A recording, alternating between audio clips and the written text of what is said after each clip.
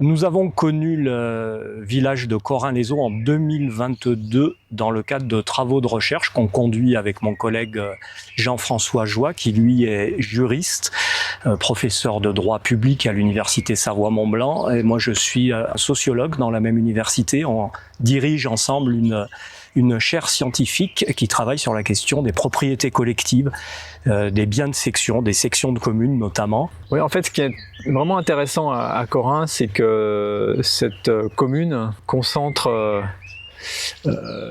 beaucoup d'éléments qu'on peut approfondir, étudier. L'histoire, très riche, très diverse, et bien sûr une réalité contemporaine, et tout ça se mélange. Et c'est ce qui nous a invités à venir passer du temps dans le village, discuter avec les habitants pour essayer de bien comprendre comment le vivre ensemble s'opérait aujourd'hui dans cette ruralité en mutation, un peu écartée entre une attraction urbaine, celle de Saint-Flour, et notamment le phénomène de périurbanisation et des logements qui sont liés. Et puis cet ancrage historique, patrimonial, à travers toutes les richesses locales, du château, la source, et puis bien entendu les biens de section. Il y a tout un travail de revivification de ces communaux, ces biens de section à faire, d'autant plus qu'à Corin, il y a quand même près de 80 hectares encore de biens de section, même si ils sont un peu méconnus. Et l'idée, c'est aussi de poser la question aux habitants. Voilà, vous avez ce patrimoine, vous êtes la continuité d'une histoire longue. Comment vous voulez le remobiliser aujourd'hui pour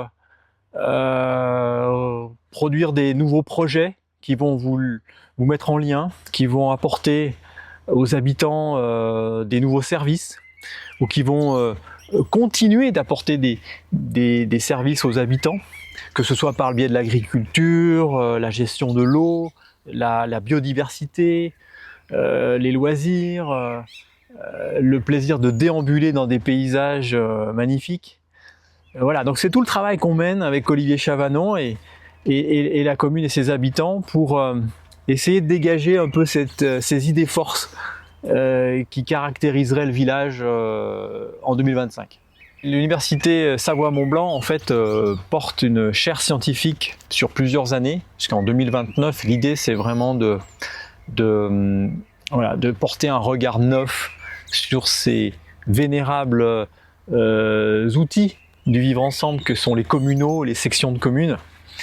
Et c'est un travail de longue haleine qu'on mène, et il est fondamental de le mener avec les habitants et les élus. C'est une chaire scientifique qui est partenariale, c'est-à-dire que les enjeux de recherche, les résultats, les questionnements sont discutés avec les habitants, les élus. D'ailleurs, c'est ce qu'on fait à Corin en permanence. On a des discussions parfois vives, parfois enflammées sur qu'est-ce qu'on va faire de ces outils. Est-ce qu'on doit les condamner à la disparition, ou est-ce qu'on peut les rendre utiles à nouveau, et sous quelles conditions? Donc voilà, c'est un travail de longue haleine qui est financé par des fonds publics, notamment ceux de la direction régionale des affaires culturelles Auvergne-Rhône-Alpes, mais pas que. Nous sommes amenés à venir à peu près tous les 2 à 3 mois à Corin sur une période d'à peu près 3 ans pour faire ce travail. Et ce travail fera l'objet aussi de restitutions régulières. Une première restitution a déjà eu lieu en début d'année 2025. Et à terme, nous devrions produire un documentaire sur le village, et une monographie.